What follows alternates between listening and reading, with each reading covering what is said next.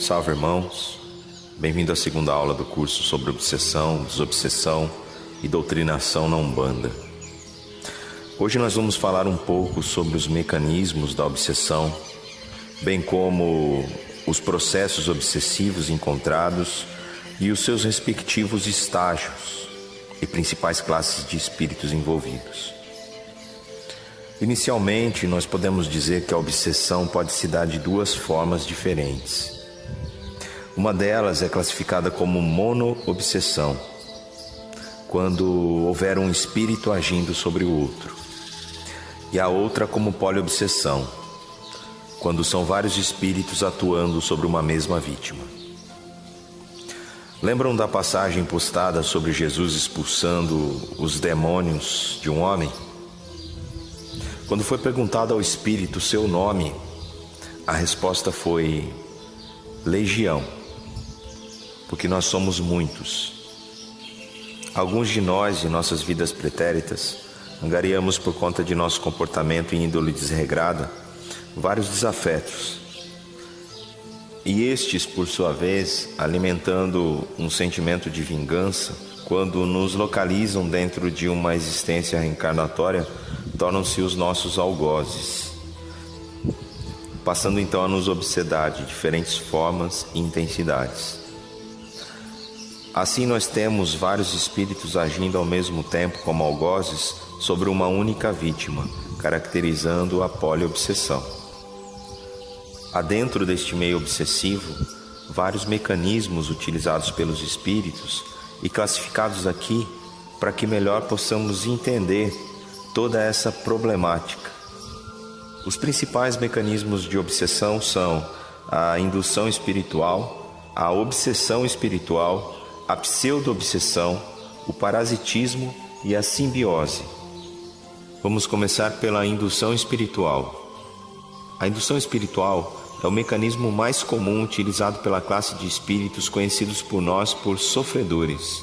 A indução se caracteriza pela espontaneidade que ocorre, ou seja, sem nenhum tipo de premeditação ou maldade pré-concebida.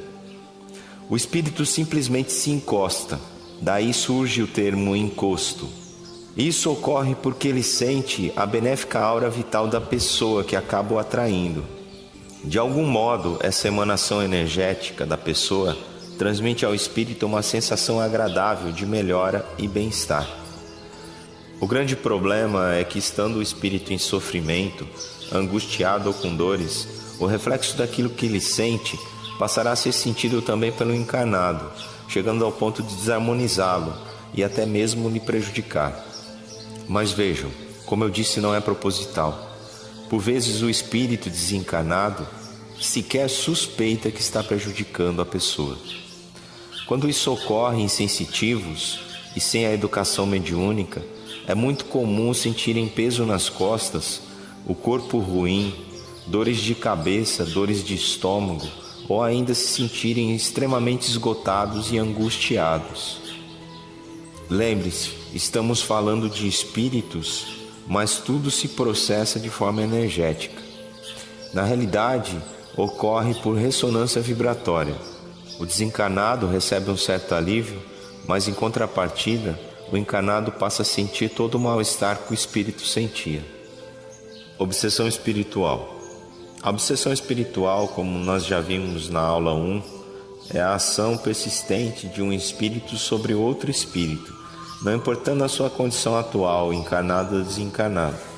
Essa obsessão pode apresentar características muito diversas, ou seja, pode ocorrer desde uma simples influência moral, sem perceptíveis sinais exteriores, até mesmo uma perturbação complexa do organismo e das faculdades mentais. A obsessão implica sempre numa ação consciente e intencional. Esta ação normalmente é premeditada, é planejada e colocada em execução, e por vezes até com certo grau de sofisticação, constituindo assim a grande parte das enfermidades psíquicas.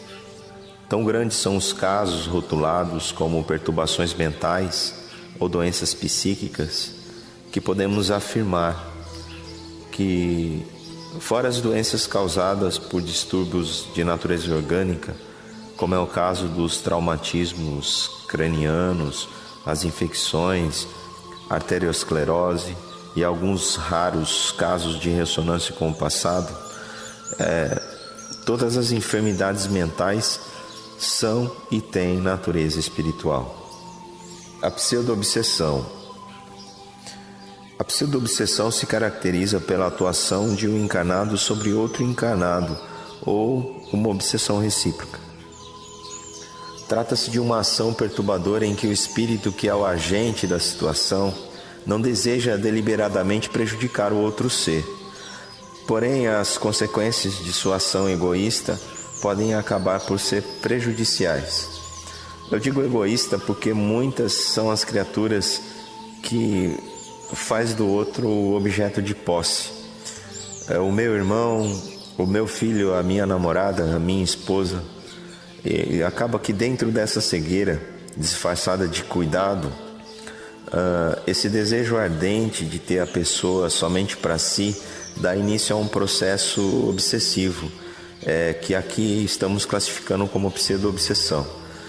Neste processo, a pessoa exige constantemente que a outra obedeça cegamente às suas ordens, sob o pretexto, claro, de tentar protegê-la, guiá-la e coisa e tal. Isso acaba por impedir que a pessoa se relacione saudavelmente ou que tenha uma vida normal com seus semelhantes. Parasitismo. Nós estamos falando sobre mecanismo de obsessão. Se a gente for buscar na internet, mais exatamente em biologia, o que significa parasitismo, nós vamos ver que se trata de um fenômeno pelo qual um ser vivo extrai de outro materiais indispensáveis para a formação e construção de seu próprio protoplasma, ou seja, substâncias que o mantenham vivo. O hospedeiro, em geral, sofre as consequências do parasitismo em graus variáveis, podendo inclusive sucumbir a este processo e chegar à morte. O parasitismo espiritual não é muito diferente do que vemos em biologia. Normalmente, costumamos chamar de vampirismo energético ou vampirismo espiritual. Existem casos que o parasita não tem consciência do que faz. Às vezes ele nem sabe que desencarnou. Outros espíritos acabam vivendo uma vida tão vegetativa que acabam parasitando um mortal sem que tenha a mínima noção do que estão fazendo. E normalmente são enfermos desencarnados em dolorosas situações. Nesse parasitismo inconsciente se enquadram a maioria dos casos classificados como sofredores. Mas uma coisa a gente tem que ficar atento, porque nós não podemos nos enganar e achar que o parasitismo só diz respeito a sofredores. Há uma classe de espíritos obsessores que, para que possam enfraquecer os encarnados, depositam esses parasitas em suas vítimas para que eles se tornem debilitados a ponto de se concluir a obsessão. O primeiro passo do tratamento neste caso consiste na separação do parasita e do hospedeiro. Depois devemos cuidar deste espírito aqui denominado parasita. Neste meio tempo, elementos muito valiosos podem surgir e facilitando inclusive a cura do paciente encarnado. Por fim, nós energizamos este hospedeiro, porque devido ao tempo que ele permaneceu sendo sugado energeticamente, obviamente ele está desvitalizado. Agora, simbiose. Entendemos por simbiose uma ação duradoura de associação biológica entre dois seres vivos. Não é o nosso caso aqui, porque estamos falando de obsessão e muitas vezes um desses seres pode estar vivo sim, mas na condição de espírito. Essa associação, de certo modo, por consequência do tempo e que ela perdura, se torna harmoniosa e muitas vezes até necessária, uma vez que ela surte benefícios para ambos os envolvidos. A simbiose espiritual obedece a esse mesmo princípio. Existe tanto a simbiose espiritual de desencarnado para desencarnado, como a de desencarnado para encarnado, ou vice-versa. Eu costumo usar um exemplo de um viciado que, internado numa clínica de recuperação, sofre várias crises de abstinência. Seria mais ou menos algo nesse sentido. A simbiose gera algo neste sentido, havendo a necessidade de muito rigor e cuidado durante o tratamento. Nesses processos de simbiose, é necessário que a gente tenha muito tato quando do afastamento das duas partes, para que ambas possam ser regeneradas de todo esse processo. Dentro dessa problemática, nós podemos então, segundo o modelo de Kardec, dividir as obsessões em 3 fases, que nós podemos chamar de obsessão simples, fascinação e subjugação, ou possessão, como também era conhecida. O importante é compreender que essas fases assim são chamadas pelo tipo de complexidade e evolução que se constituem. O tempo da descoberta de um processo obsessivo é primordial para que se tenha sucesso dentro dos tratamentos a serem executados.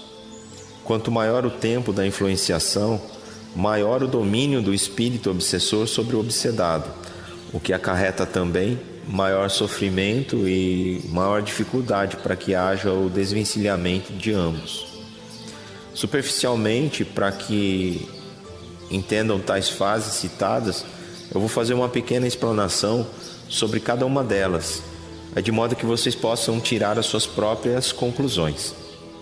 A obsessão simples é a mais comum e mais frequente. É importante a gente ressaltar que são pouquíssimas as pessoas que estão livres dela.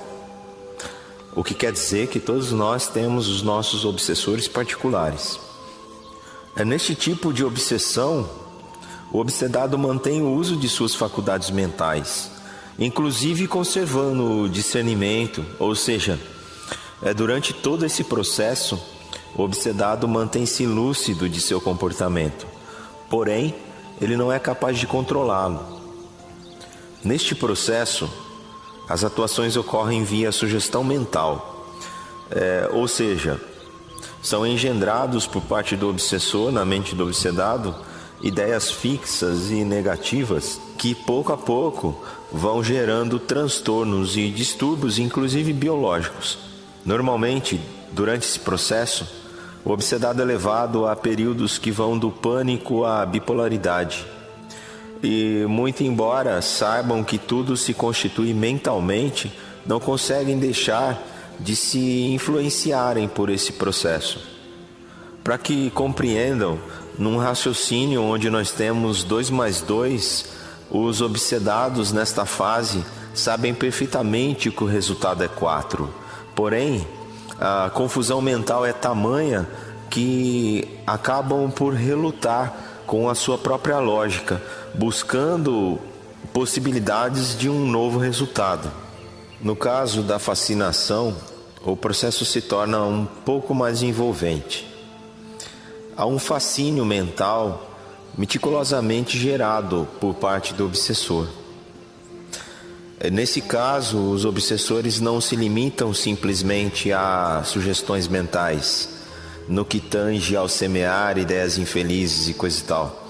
Ao contrário disso, eles começam a atuar mais inteligentemente, de maneira que eles conseguem convencer as suas vítimas das fantasias que lhes são sugeridas. O obsedado, então, passa por um estado de torpor, vivenciando tudo de forma distorcida. É como se fosse colocado nele um óculos com lentes capazes de confundir, de distorcer completamente a visão da realidade. Neste período, a percepção que ele tem do mundo é que todos falam sobre ele, que todos agem contra ele. Há uma nítida impressão de que existe ali um complô contra ele.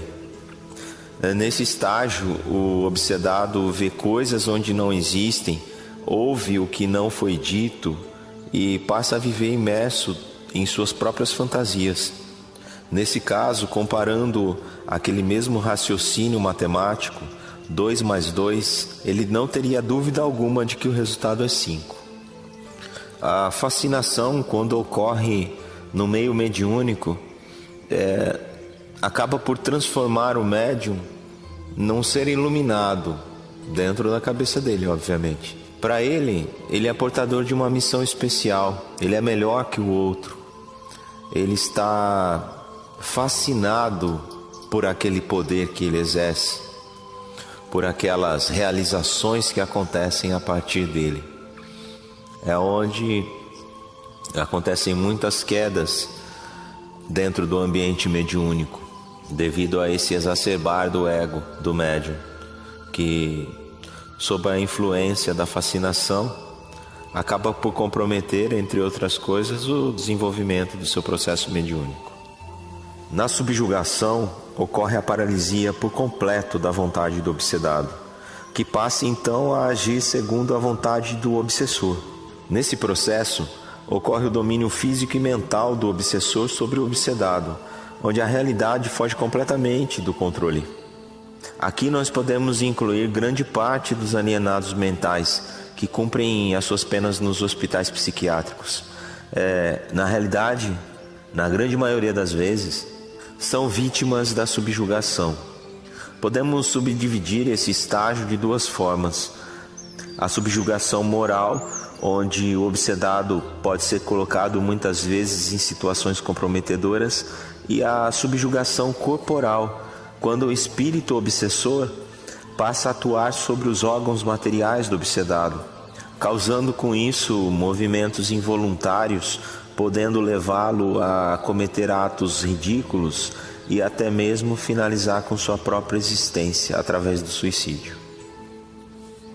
A questão da subjugação, também entendida como possessão no início, é o mesmo processo que nós comentamos sobre aquela garota, Annelise, que sofreu durante anos uma atuação obsessiva e que foi tratada com psicotrópicos, com terapias médicas da época e, ao final, com o exorcismo que acabou suprindo com a sua existência. Eu gostaria de falar sobre os espíritos que acabam envolvidos nesses processos obsessivos, mas nesse primeiro momento, devido ao tamanho do áudio e a dificuldade no momento de compartilhar, nós vamos deixar então este assunto para o próximo áudio, de modo que a gente possa abordar bem pacientemente cada um deles. No mais é isso, meus irmãos. Saravá fraterno a todos. Eu espero que vocês estejam acompanhando, espero que vocês estejam conseguindo absorver algo e que isso no dia a dia mediúnico de vocês possa servir de alguma forma. Saravá fraterno a todos.